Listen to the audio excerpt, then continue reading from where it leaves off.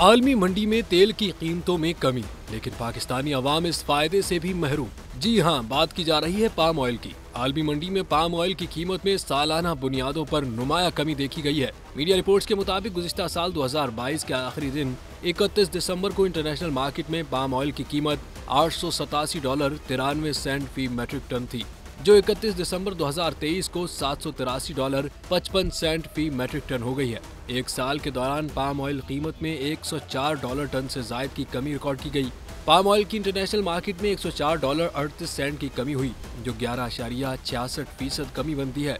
मगर पाकिस्तान में palm oil से बनने वाले खुर्दनी तेल और घी की कीमत में इस तनासुब से कमी नहीं की गई। यही नहीं, अगर बात की जाए गंदम की कीमत में तो उसमें ₹8.47 किलो कमी हुई, जो 9.89% कमी बनती है। मगर आवाम को इसी तनासुब से कम रेट पर आटा नहीं मिल रहा।